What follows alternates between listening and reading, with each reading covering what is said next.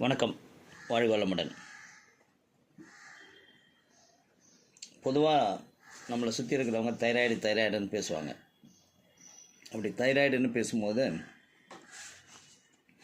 அதை பேசுபவர்கள் யார் என்ன பார்த்தோம்னா, ஆண்களை விட பெண்களே அதிகம். ஏன் பெண்களை மட்டும் தைராய்டு அதிகமாக தாக்குது? அது என்ன பெண்களோட பிரச்சனையா என்ன பார்த்தோம்னா, கழுத்தில் மூச்சுக்குழாயின் கீழே காணப்படும் தைராய்டு சுரப்பிகள் உற்பத்தி செய்யும் ஹார்மோன்கள் மனித உடலின் இயக்கத்தில் பெரும் பங்கு வகிக்கிறது. அயோடின் ஏற்ற இறக்கம் இந்த சுரப்பிகளின் செயல்பாட்டை பாதிக்கிறது. இதனால் தைராய்டு நோய் வருகிறதுன்னு சொல்கிறாங்க. தைராய்டு குறைபாடு காரணமாக பெண்கள் பருவமடையும் வயது தள்ளி போக நேரிடலாம். குறைந்த வயதிலே வயதுக்கு வருவதும் உண்டாகலாம் என மருத்துவர்கள் சொல்கிறாங்களாம். சில பெண்கள் கருத்தரிக்க முடியாமல் போவதற்கு தைராய்டு பிரச்சனை காரணமாகி விடுவதுண்டு. அவர்களை மகப்பேறு நிபுணர்கள் முதலில் சோதிப்பது தைராய்டு. 40 வயது மேற்பட்ட பெண்களுக்கு 5% இந்த கோளாறினால் கஷ்டப்படுறாங்கன்னு சொல்கிறாங்க. இந்த சுரப்பி ஹார்மோனை குறைவாக சுரந்தால் கொழுப்பு சக்தி அதிகமாகிவிடும். இதனால் இதயம் பாதிக்கப்பட்டு மாரடைப்பு ஏற்படும்னு சொல்கிறாங்க.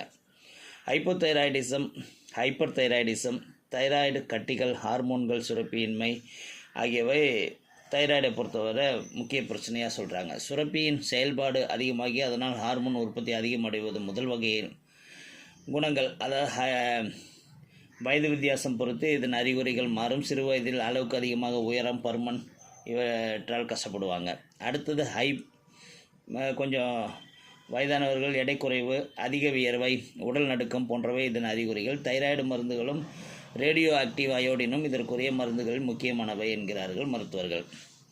50 வயதை கடந்தவர்களுக்கு நினைவாற்றல் குறைவது ஹைப்போதைராய்டு பிரச்சனையாக இருக்கலாம்னு சொல்கிறாங்க. சோர்வு, கவலை, மனநோயாளி போல் ஆகிவிடுவார்கள்.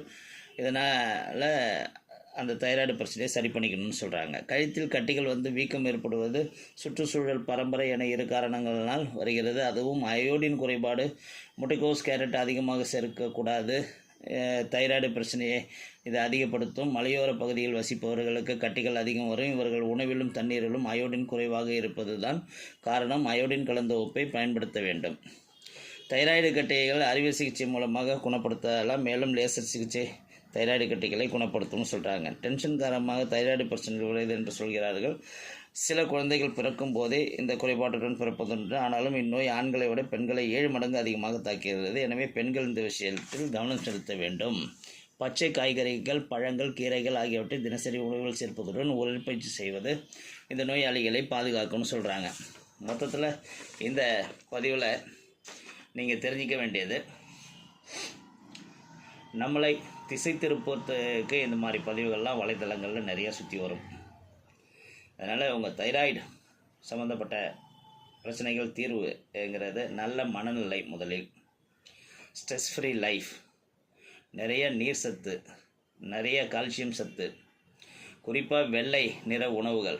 இவங்க எதை சாப்பிடக்கூடாதுன்னு சொல்கிறாங்களோ அதெல்லாம் நல்ல உணவுன்னு நம்புங்க. இது ஒரு பர்மனண்ட் குறைபாடு இல்லை. மனநிலையை பொறுத்து உங்கள் மாற்றம் வந்தால் இந்த தைராய்டு பிரச்சனையை மிக எளிமையாக சீர் செய்து கொள்ளலாம். அது பெண்களுக்கு அதிகமாக இருக்கிறதுக்கு காரணம் அவங்களோட ஸ்ட்ரெஸ் லெவல் தாங்கிறதையும் புரிஞ்சுக்குங்க.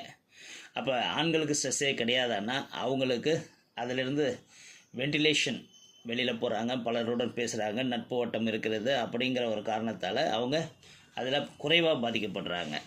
ஆனால் இந்த ஸ்ட்ரெஸ்ஸோடு வீட்டுக்குள்ளேயே வாழும் பெண்களுக்கும், ஸ்ட்ரெஸ்ஸோட வெளியே வேலைக்கும் போயிட்டு உள்ளேயும் வீட்டுக்குள்ளேயும் அவங்க படுற கஷ்டனால பெண்களுக்கு அதிகமாக இருக்குது. அவங்களோட ஊட்டச்சத்து நிறைந்த உணவு குறைபாடுங்கிறதும் அதுக்கு ஒரு காரணமாக இருக்குது. அயோடின் மட்டுமே இதுக்கு காரணம்னு சொல்கிறது. நீங்கள் நம்ம வலைதளங்களை இன்னும் நோண்டி பாருங்கள், அதில் பல விஷயங்கள் உங்களுக்கு புரியல் வரும். இதுக்கு மேலே நம்ம யூடியூப் சேனல்லே தைராய்டு பற்றி சில பதிவுகளும் உண்டு, அதையும் பார்த்து புரிதலுக்கு வாங்க. இந்த மாதிரி வலைதளத்தில் வரக்கூடிய தவறான வழிகாட்டுதலையும் நாம் தவிர்க்க வேண்டுங்கிறதுக்காக தான் இந்த பதிவு. வாழ்க வளமுடன்.